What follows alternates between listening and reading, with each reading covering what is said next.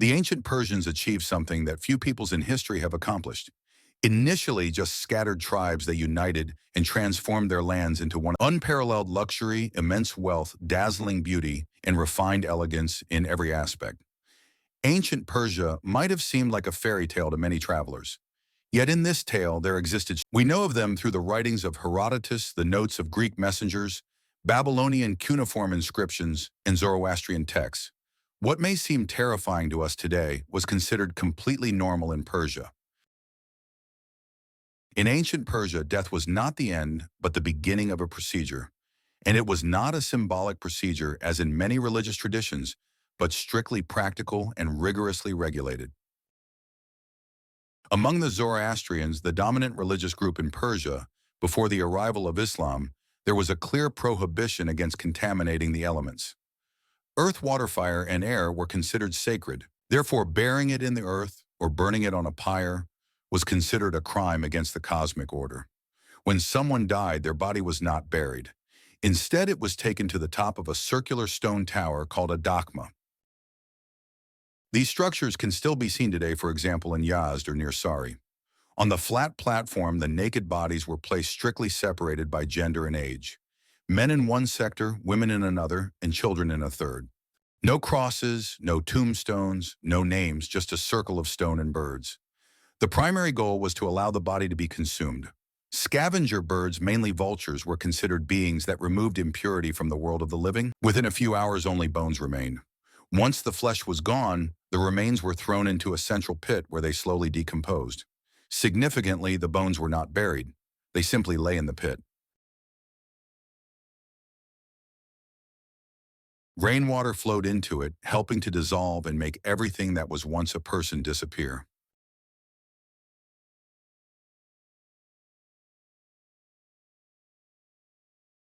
Zoroastrian culture was deeply obsessed with the concept of nasa, the impurity of corpses. To combat this impurity, no prayers, incense, or salt were used as was common, for example, in Egypt. The primary means of purification was bull urine known as gomez. It was not only considered pure, but a sacred substance capable of destroying the force. And this was not metaphorical. These rituals were carried out literally.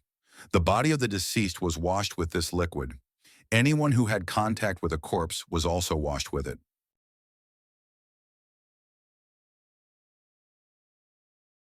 If someone touched a corpse with their hand, they had to be sprinkled 3 times with bull urine, accompanied by the recitation of special formulas.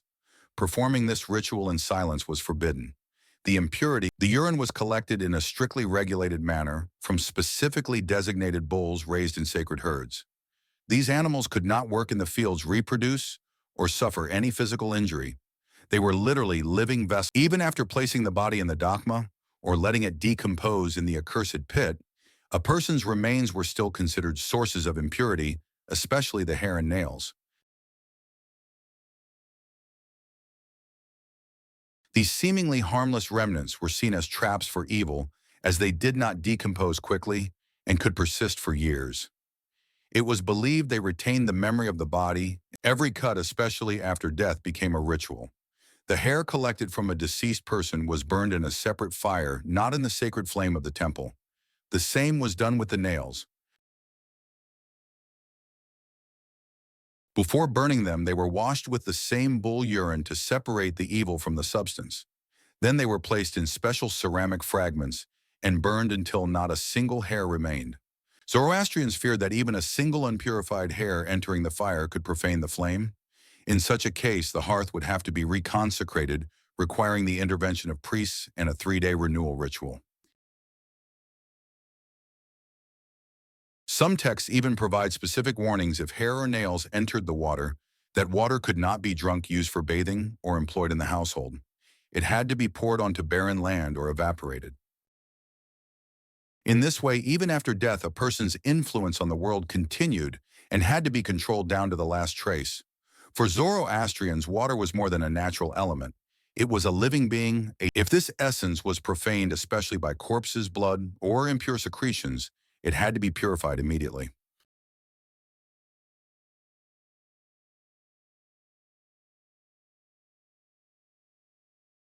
Water that had come into contact with death was considered sick.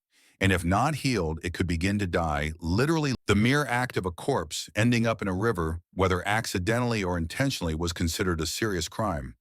This was especially grave when it involved a large body of water, a river revered as sacred. In such cases, a special purification ritual was required, which could last from 3 to 9 days, and involve priests a pure chalice of fire ashes and bull urine. The priests approached the riverbank, burned dried plants, recited sacred formulas from the yasna and the vendidad, and then poured the purifying. Sometimes the water was collected in containers purified outside the river and then returned. According to the vendidad, anyone who threw a dog's corpse, a human's, or even an unconsecrated nail in the Persian Empire was known for its strict approach to justice. Its laws on punishments were characterized by both severity and a sense of fairness.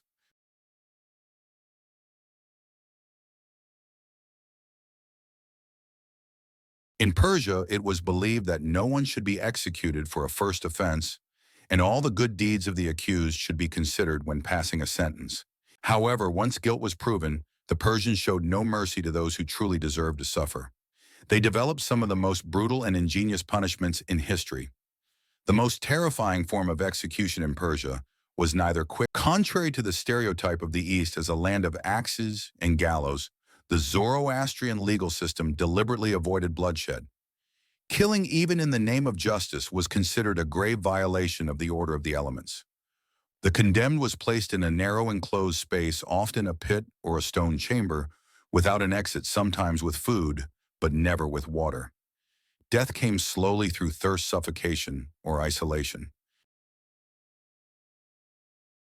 The idea was that the criminal would dissolve without leaving a trace, without contaminating the fire, water, or earth. This method was not reserved only for murderers.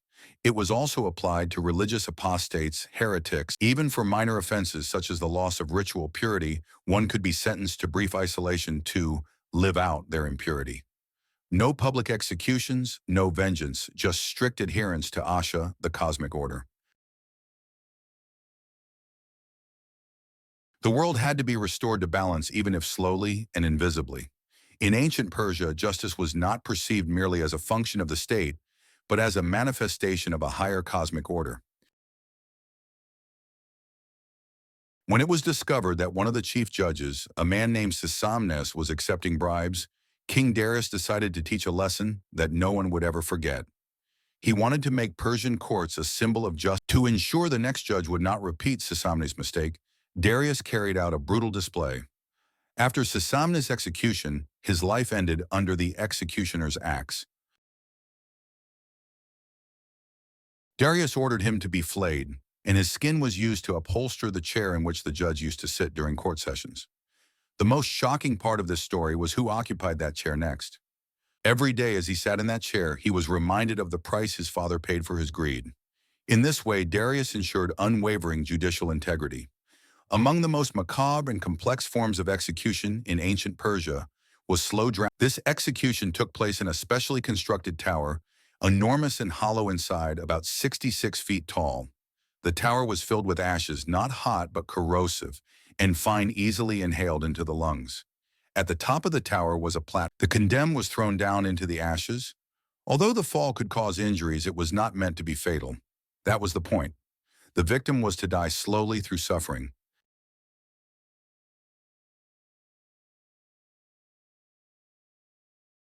A special mechanism operated by a wheel inside the tower stirred the ashes, raising clouds of fine dust that entered the throat and lungs. In those conditions, death did not come from the fall, but from the gradual filling of the lungs with ashes. This cruel form of punishment became so infamous that its echoes reached even biblical texts. In one passage, it is said that an evil priest was executed in exactly this manner, and his family was denied the right to bury his body. The fate of the Roman Emperor Valerian is one of the most. By the Persian king Shapur, after a failed military campaign, he became a living symbol of the enemy's cruelty. Valerian was kept chained and forced to march in front of Persian armies as proof of Shapur's glory and Rome's fall. However, the most humiliating form of degradation was something else. Every time the king mounted his horse, he stepped on the back of the former emperor, using him as a human footstool. The end was even more terrifying. When Shapur finally tired of using Valerian in displays of dominance, he ordered his execution. Molten gold was poured down the emperor's throat, turning his death into a macabre and symbolic spectacle. Among all the known forms of execution in ancient Persia, one stands out for its terrifying ingenuity. It was not a punishment for common criminals, but for those the state considered personal enemies of the king. It was used rarely, and precisely because of this, it was forever etched into the chronicles of human cruelty. The condemned was stripped naked and placed in a wooden structure, either a hollow tree trunk or between two hermetically sealed. Only the head, hands, and feet remained exposed. Then the ritual of torment began. The person was force-fed a mixture of milk and honey until their digestive system began to fail. Within hours, the body was soaked in its own excrement, and fluids began to seep from wounds and skin folds, attracting insects. Honey was smeared on the face, limbs, and torso. The bites, crawling larval infestation and inflammation turned the body into a living, rotting shell. But the execution was not just about pain. The victim was continuously force-fed day after day to delay death and prolong suffering. The mind often collapsed before the body. Some began to hallucinate after 2 days, losing touch with reality. However, physical death came painfully slowly.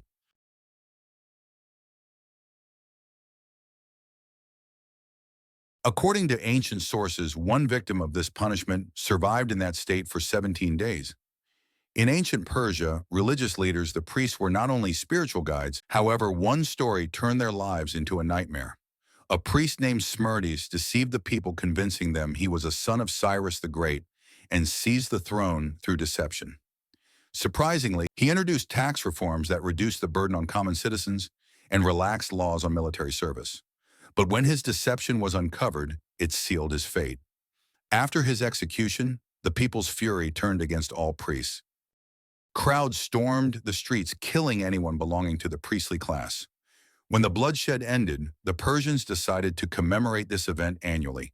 Every year on the anniversary of Smerdis' death, a festival was held.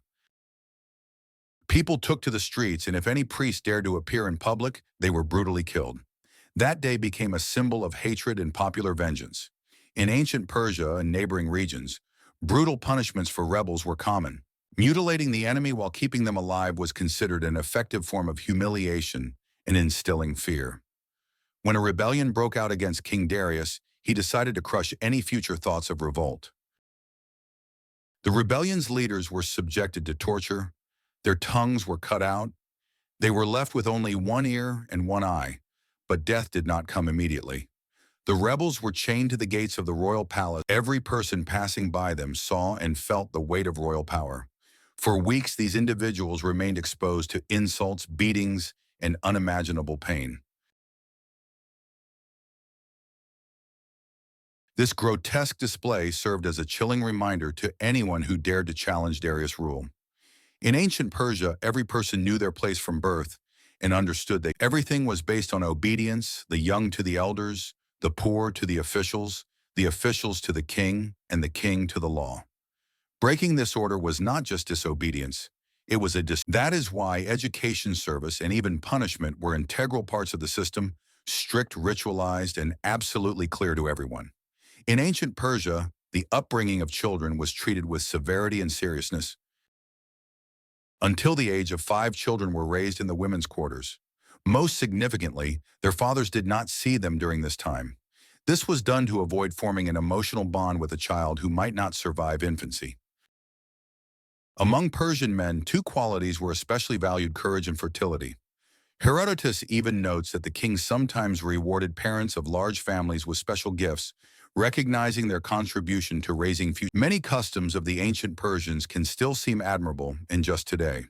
For example, children were taught 3 key skills from a young age: to be excellent riders, to shoot with great accuracy, and to always tell the truth. In ancient Persia, there were agricultural labor camps where unfree peasants, the mardu, were tied to state-owned land. They were not considered private property like slaves in Greece, but they were not free either.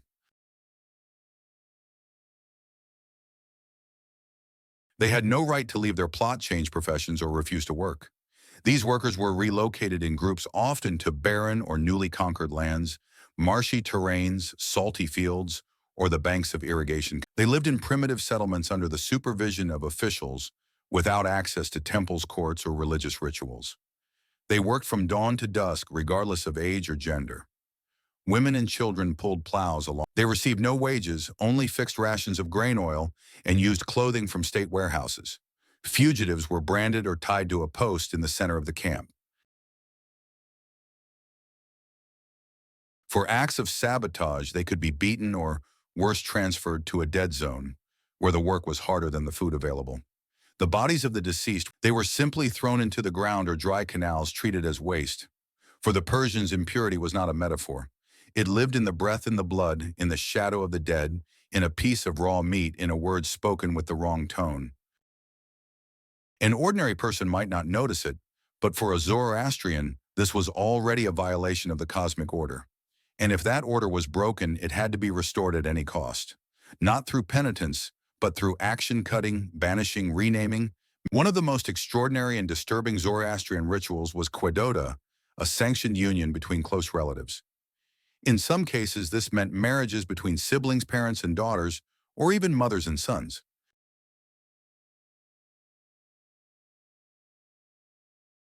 This practice is mentioned in Zoroastrian texts like the Bundahishan and the Denkard as permissible and even pleasing to the divinity under certain conditions. The goal was to preserve the purity of the faithful lineage and strengthen the right. It was believed that if both parents adhered to the truth and performed rituals correctly, a child born from such a union would be doubly blessed and pure.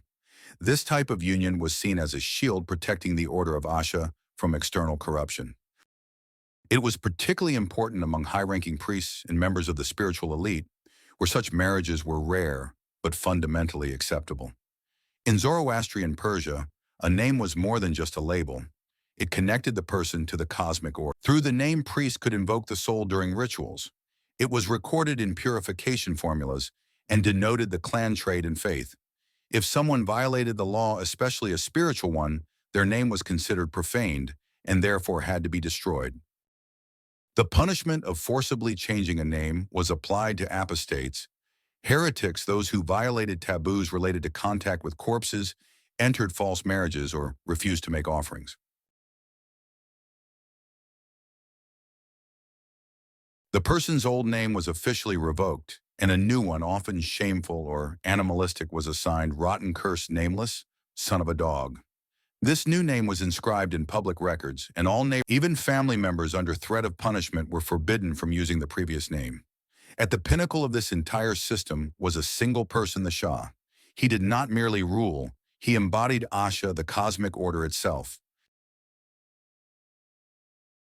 His body, voice, name, and even his shadow were considered sacred. Violating the proper distance was to disturb the balance of the world. And if someone crossed that line, they were not only punished, but erased from reality. In the Persian court, looking the Shah in the eyes was forbidden, not as a gesture of respect, but as a form of protection. The Shah was not an equal. He was believed to have been chosen by Ahura Mazda, tied to the divine order. Even those closest to him, generals, scribes, priests, spoke while looking at the ground or the wall. Exceptions were rare and always highly ritualized. According to Ctesias, a guard who accidentally looked the king in the eyes was executed immediately without a word. He was not killed for arrogance, but for crossing a boundary.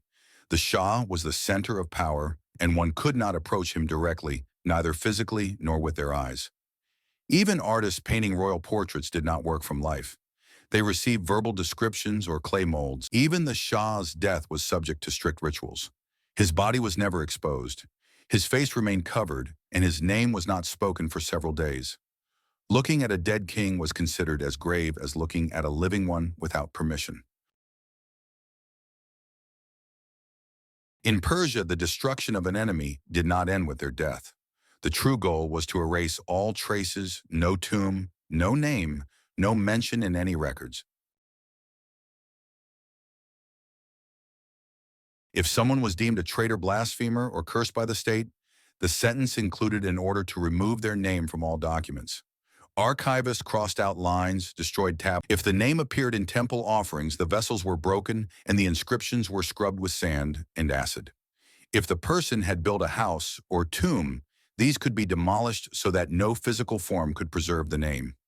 This was done not only to the Shah's political enemies, but also to rebellious priests and sometimes entire families deemed guilty of disturbing the cosmic order. Such a sentence went beyond the written word. Neighbors were required to, relatives were forbidden from pronouncing it, and anyone who mentioned the cursed name in conversation or prayer could be accused of violating Asha. The Zoroastrian faith tied the name to the very existence of a person. If the name was destroyed, the soul could not cross the Chinvat bridge. Its path to the afterlife was closed forever. Thus, erasing a name was not just a political punishment, but a sentence that transcended life and death. In Persia, there existed a system of blood vengeance in which the responsibility for punishing a murderer fell to the victim's closest relatives. It was not a private matter, but a component of the legal order codified in society. The family of the murdered had the formal right to execute the culprit or accept compensation, usually in the form of livestock, silver, or land. However, compensation was only allowed with the consent of the victim's family. If the relatives refused to pursue vengeance or seek justice in court, they themselves could be held accountable for allowing impurity to persist. The law viewed an unavenged murder as a violation of both ritual and if the culprit escaped, the victim's relatives swore an oath in court committing to carry out the vengeance. This oath was recorded in legal documents and could be inherited. Some families pursued searches for decades, and this was not perceived as a personal vendetta. The duty of vengeance was considered part of the legal mechanism to restore. If you enjoyed this video, don't forget to give it a like and subscribe to our channel so you don't miss our next videos. Be sure to check out our other videos where we explore the most mysterious and dark sides of history.